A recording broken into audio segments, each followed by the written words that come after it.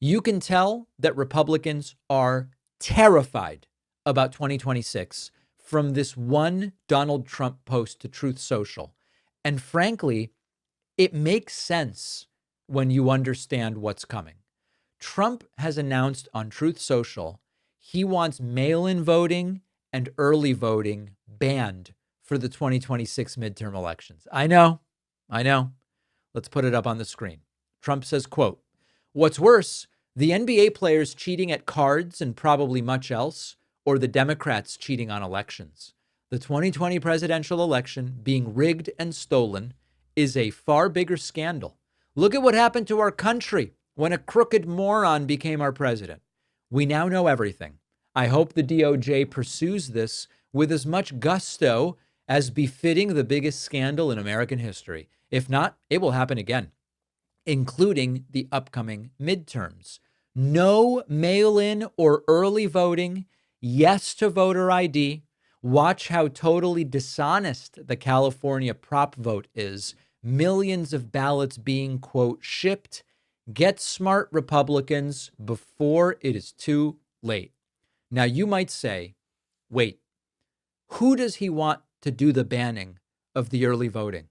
Is he saying Congress should ban early voting, or states should do it, or the DOJ should try to do it, or through some case that we could get to the Supreme Court, we got to get the Supreme Court to try to ban early and mail-in voting?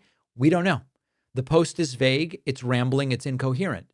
But the demand is what matters. Trump is demanding that mail-in and early voting not happen for 2026 because he's panicking. It is clear that this is not the language of someone who feels confident. This is the language of someone who is really, really worried. Why is Trump melting down about early voting right now? Because Trump is worried that Democrats are going to win the House in 2026 and put Trump's presidency to bed. Trump is now obsessed with legacy. What can he do that would be irreversible? The White House construction project, a lot of it is, it's much harder to overturn the building of a new structure than it is an executive order. And if Democrats take the House, they get subpoena power, they get investigative authority, they get access to files Trump doesn't want released, like the Epstein files, but they also control the purse strings. And Trump's presidency is essentially over if Democrats take control of the House. Now, as far as the Epstein files, we still want the files. Trump flew on Epstein's plane. Trump partied with Epstein. Trump called Epstein a terrific guy who likes beautiful women, women on the younger side. There are photos, witness testimonies, flight logs. Trump knows it. Trump knows if Democrats win the House, those files are going to become public. Trump panic behavior is easy to spot. When something bad could happen, Trump creates a distraction, says something outrageous, focuses attention elsewhere, then says, by the way, we should get rid of early voting and mail-in voting. And it's the same pattern we've seen for years. The Russia investigation's heating up, say something crazy. Impeachment testimony is damning, tweet something insane. And the formula is scared Trump is loud Trump. But there is another layer here. Trump's approval rating is in the toilet. The economy is increasingly shaky. Trump's tariffs are crushing his own voters, especially farmers. Republicans in swing districts are saying, I'm not totally in on everything Trump is doing. I mean, look at even Marjorie Taylor Greene, not in a swing district, but a longtime supporter of Trump. Now, all of a sudden, very shaky on MAGA. And the thing about early voting is, on average, it benefits Democrats most years. Studies show this consistently. Higher turnout, easier access, more working class people able to vote. It's good for Democrats. Trump knows if early voting continues, Republicans are going to get killed in the midterms, or at least potentially.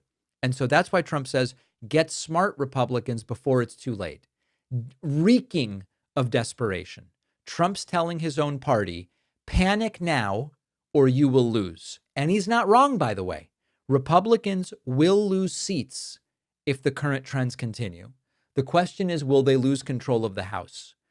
By the way, it's also an admission by Trump that his policies aren't popular, because Trump could simply go, my policies are so popular that I'm going to win no matter how people are allowed to vote, because everybody loves what I'm doing.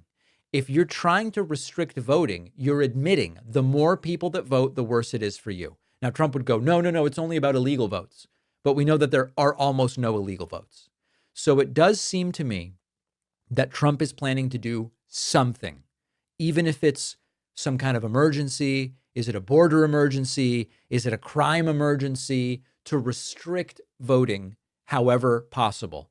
And the really terrifying part is Trump is focused on cities. We know geographically, Republicans live more in rural areas, Democrats live more in urban areas. Trump has already been saying the situation in cities is so bad, I got to send in the National Guard, etc. Do you think Trump will allow normal voting in major cities if he is determined wrongly that things are so bad, the National Guard needs to be in those cities? I don't think so. And so I believe that the most likely scenario, not a guarantee, but the most likely scenario is that Donald Trump says, as we approach November of 2026, I've got troops in 12 major cities because Democrats don't know how to run them. We definitely need to restrict voting hours and polling places because it's too chaotic, as evidenced by my troops being there. Of course, the authoritarian trick is you are the one causing the craziness. It'll be crazy in cities because Trump will have sent in the National Guard. That's the most likely scenario in my mind. I want to hear from you. Leave a comment, send me an email, info@davidpakman.com.